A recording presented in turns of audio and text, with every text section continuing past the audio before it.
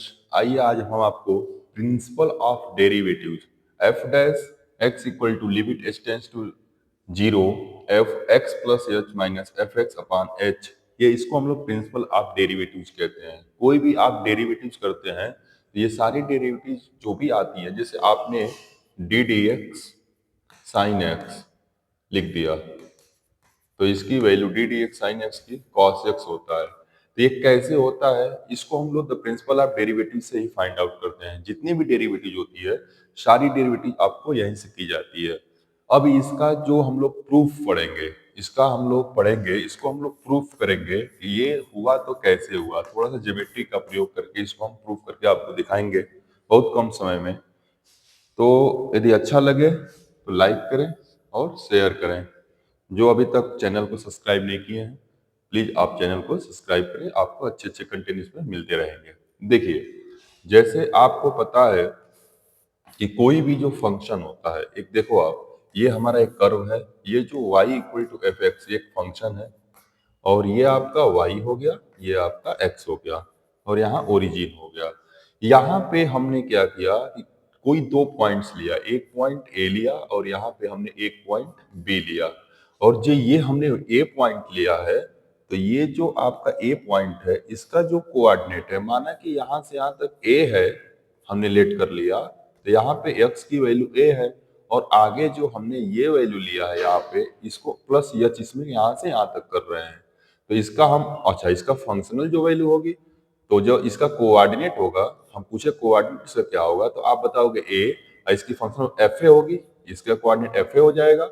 और b का coordinate पूछा जाए तो इसमें आप बताओगे कि a धन एच इसका कोऑर्डिनेट हो जाएगा। भाई यहाँ से यहाँ तक देखो ना, ये यहाँ तक a दूरी है और यहाँ तक h है तो पूरी दूरी आपकी a धन h हो जाएगी और इसकी जो फंक्शनल वैल्यू होगी वो f of a plus h होगी।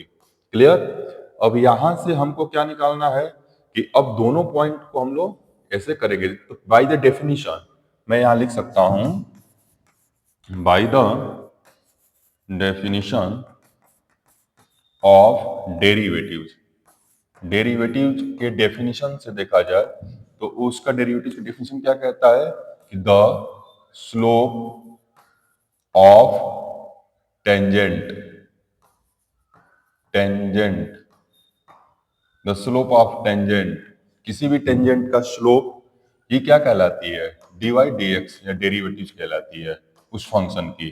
तो माना कि हमारे लेट हमारे पास वी हैव अ फंक्शन, हमारे पास एक फंक्शन है f ऑफ x और इसकी डेरिवेटिव मुझे फाइंड आउट करना है।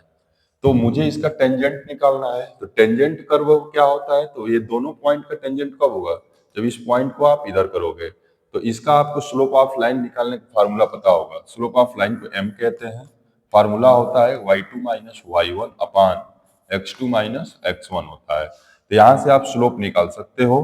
तो m इक्वल टू क्या हो जाएगा y2, यहाँ देखो x1 y1 x2 y2, तो यहाँ से आपका y2 की वैल्यू होगी of a plus h minus F A y1 और यहाँ से हो जाएगा आपका इसकी वैल्यू कितनी है बेटा a माइन, और यहाँ पे a x2 है a प्लस एच और माइनस a, यहाँ से a से a कैंसलाइज हो गए, f of a plus h minus f of a आएगा अपान यहाँ नीचे h बच गया, ये स्लोप आ गया।